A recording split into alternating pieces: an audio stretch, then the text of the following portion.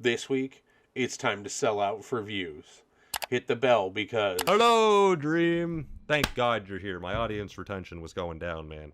Quick, everyone tune in and hit the subscribe button. Everyone subscribe. I wanted to do something with one of my favorite Minecraft YouTubers, Technoblade. He's an unending smartass, and I love that. I play Minecraft. Don't tell my parents, they think I have a job. I decided to go with a take on the Obi-Wan versus Anakin fight on Mustafar. You underestimate my power! Don't try it! Only I'm going to have Dream versus Technoblade fighting in the Nether. He owns the Minecraft server, and he never built a house, because all he does is show up ominously on people's streams. Far away. Oh, yeah, but you wouldn't know my house. It goes to another school. It goes to another school. House. What is... Technically, I'm leaving. What the hell is wrong with I'm gonna follow you to your house, then. No, I'm following you to your house, Dream. Techno's been cyberbullying Dream for a while now, and it's time for their Mustafarian showdown.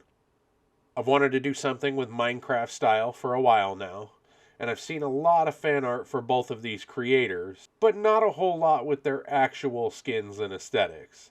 Always some portrayal of them as real people, which I'm not that into. And I'm gonna call out the Dream fan artist right now, because I always see them, they're always making him like this like super awesome like hunter character with his cool mask and everything, and then you look at his actual skin, and it is an abomination. Alright, you guys are making that up. That is not what he looks like. His normal skin, he's got eyes for nipples, okay? It's insane. I wanted to keep it in the style of the game, only exaggerated a little bit. And of course, Techno had to be flying through the air, cause... Look, up in the sky, it's a bird! It's a plane! The Techno plane formation. Not much to say other than that, so let's get in. Alright, so getting started off here, we want to move his head around, and then for some reason I changed the position of the eyes. That seeing it now, I can't believe I did that. Super important because like Dream doesn't have a face. He has a weird chest face thing. So moving on from there, it's time to get everything painted in. Trying to keep everything as kind of true to the form as I can. Also, I found these kind of dynamic figures. I really wanted something super dynamic to make the poses from, and I'll probably say dynamic like 14 more times or something. So I wanted something super dynamic to make their poses from. So I looked all over, finally found some figures, pulled a couple different references that I liked, nice action poses. And then you can see I'm just going to go through and paint over all of these. Had to customize both of these figures so that they match exactly what I wanted them to be. And yeah, let's see. Moving on from here. Getting these shades just right. You gotta love that when you paint something 3 or 4 times because you didn't do it right the first time. And then just making sure all of this is pixel perfect because these figures are so sharp that everything's got to be done, you know, pretty much dead on. So lots of tiny brushes that make you want to die. Yeah, so I think Dream's pretty good. I didn't like that he had a wooden axe, so I decided that needed to be a diamond axe. I figured at the very least, if he's going to fight without any armor on, he should have a diamond axe. And I think I do the same for Techno. Once I get into his stuff, give him a diamond sword. I really did want to focus on the differences in the fighting style between Techno's version of older Minecraft using, you know, fishing poles and swords, and Dream's newer version using shields and axes. So you can see, moving on to Technoblade here, I want to get all of his skin tone in. This is going to be just a lot the same of just finding the pixels. That's why I've got my reference images on the side so I can pull the exact color of pixels.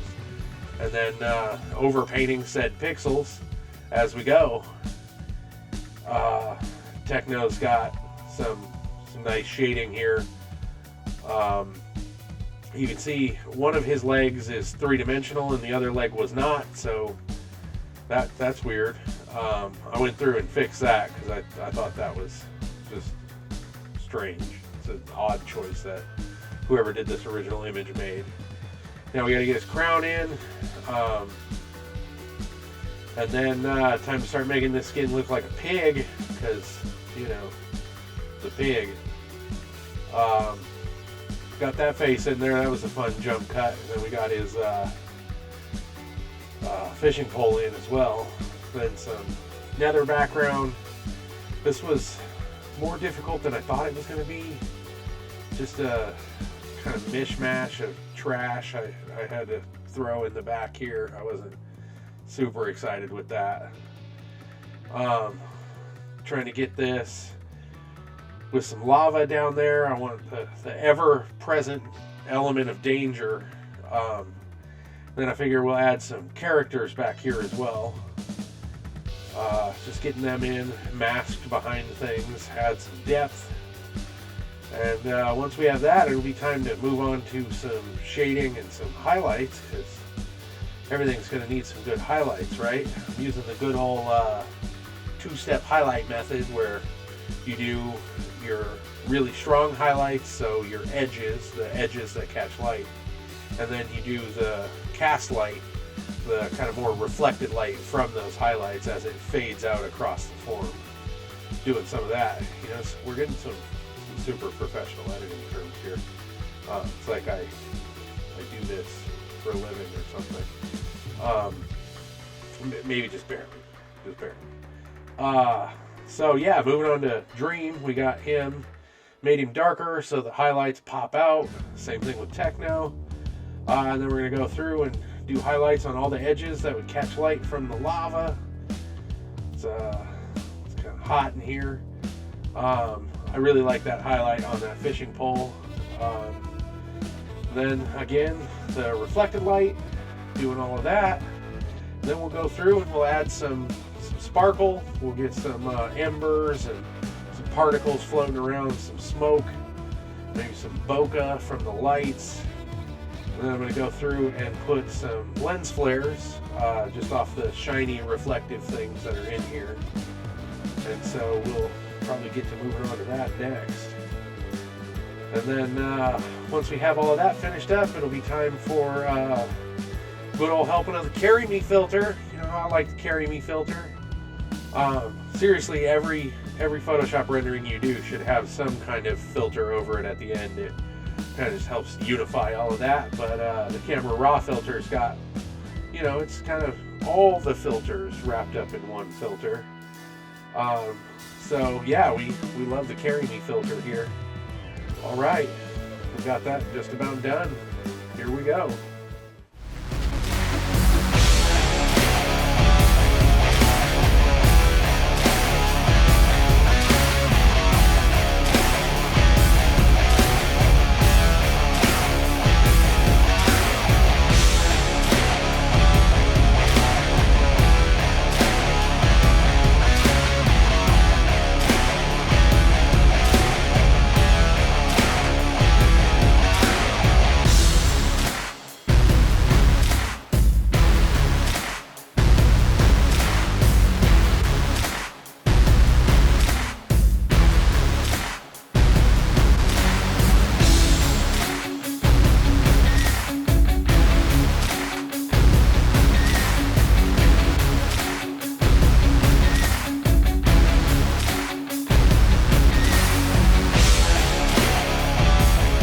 All right, that's all I got. Subscribe.